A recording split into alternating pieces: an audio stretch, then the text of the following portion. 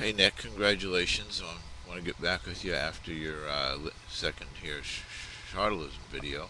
And again, congratulations for going down there, looking into the nooks and crannies of what the Chartalists are all about, because there's going to be a rising tide of discussion around new economic monetary theories. Okay? And you're doing a really good job educating, informing, I guess, your thousands of subscribers about what's going on, and I congratulate you for that. Um, Nick, you do understand that I don't agree with a lot of things that the Chartists agree with. My foundation issue with them is they recognize monetary sovereignty and the responsibility of the government to control the money system. You know that's the essential, and then from there, they take our modern situation. Their non-convertible, uh, free exchange, fiat money system for what it is, and talk about how having that major responsibility um, includes pursuing full employment. Now, full employment, I mean, that's in the Federal Reserve Act, and especially since Humphrey Hawkins in 1976 been there as, the priority of it. And, the trade-off between inflation and full employment, I mean, that's gotten, the Nobel Prizes, the chairs of the economics department, and all those other jackasses, you know, become nice, rich, fat cats as they're studying the economy. So the fact that these guys, go to full employment, the concept of full employment, and take it now that they recognize that it's our money system and we should be using the money system to achieve that goal directly, that's not such a far stretch, Nick. I, totally agree with them about that. Now, having said that, I want to just talk a little bit about what is an economy, because this goes to the issue of deficits don't matter. Okay, deficits don't matter. I think if you pay a lot of attention to what they're saying right now, they're saying deficits don't matter. You know why deficits don't matter? Because all those people are unemployed. All those factories are closing down. That's the productive capacity of the country. Okay, all the teachers are getting laid off. That's the educational capacity of the country. Everybody's losing their health care benefits. That's the healthfulness capacity of the country. So all those things are going down. So no, deficits don't matter. We need to get those things back up again. Having a healthy population is part of having a robust economy. You know, having well-educated citizens, well-trained, educated, and aware citizens, part of the productive economy. Having the natural resources, part of the productive economy, and utilizing the natural resources in sustainable ways. Some of your commentators are act like yeah, well, we're going to run up against either 2012 or the limits of natural resources. Yeah, those natural resource limits are what define how far you can go with whether it's deficit spending or not deficit spending. It's just how much the standard of living can be achieved with in the economy, and that's what it's all about. So using the productive resources of the economy to maximize the standard of living, given the sustainability of all of that population, productive capacity, natural resources, that defines the limits. That's the thing that defines the limits. Okay, and of course your competitive advantage in all of that. But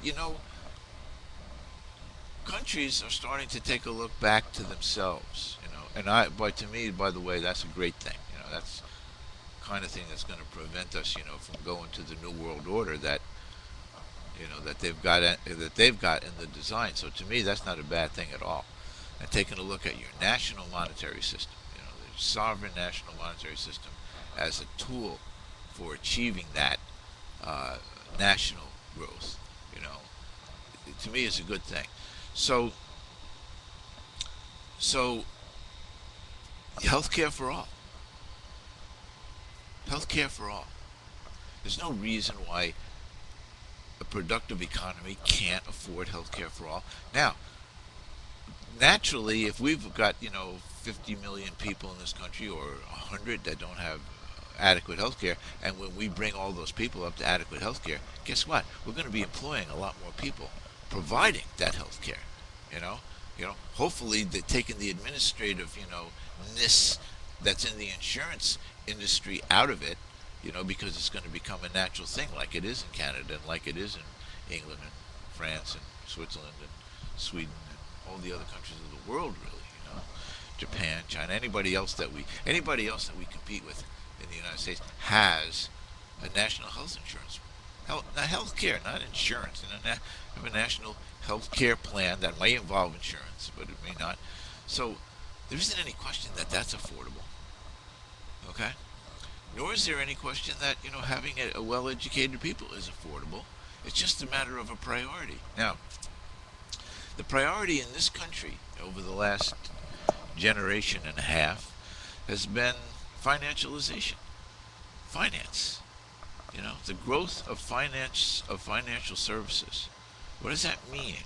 That means that the money spigot, when it gets turned on, we're going to create money, that the financial guys are going to take it, and they're going to turn it into profits. And when they turn it into profits, they're going to create more wealth for themselves and less for the wage earners. And less. You understand that concept, right, Nick? Okay, it's not a matter of the level of the money supply. It's where does it go? Where does it go? And who determines where it goes? What happens with it? So, just my point, I don't agree with the Chartalists about everything, Nick. You should know that.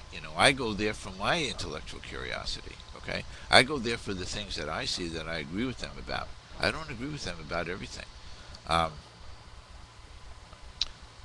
in fact, if you read my comments, or, on those sites, you'll see where I disagree with them. Full reserve banking, they're totally, in my opinion, ignorant of the economic benefits of full reserve banking and the elimination of deposit insurance, the stability that it offers to the economy to not have the risk of a run on banks. That stuff ought to be all part and parcel of economic thought, and debated. And I'm trying to get it debated. It's like I wrote, in my comments over there. That's why I'm here, because I want it to be debated. I want it to be part of the discussion.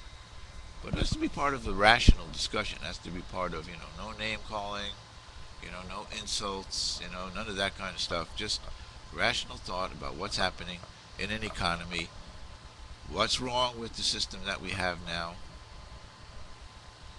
how do we improve the system that we have now. And I still say, Nick, and if you go back and read the Chicago Plan for Monetary Reform, the foundation principles in that are the ones that, are in my idea of modern monetary theory, okay? Not the Chartalists, who come from, the Chartal basis of money. And by the way, that's one of my basic, disagreements with them, because they define money as a unit of account. And that's why they're looking at the accounting part of it. Okay? I don't define money that way. It's one of the things that money is, but to me, money is far much more important, the medium of exchange in the economy. Okay? By design, that is to say, we need money to transfer productive capacity to the consumers. So, the means of exchange, the circulating medium of the nation, and as to provide the means of exchange, is what's important about money to me. To them, it's the unit of account function of finance. I say that's incidental. That's incidental. Yeah, it's how we do it, because we set up double entry bookkeeping. That's not what the economic part of it's about. Anyway, Nick, thanks. Hope this goes somewhere.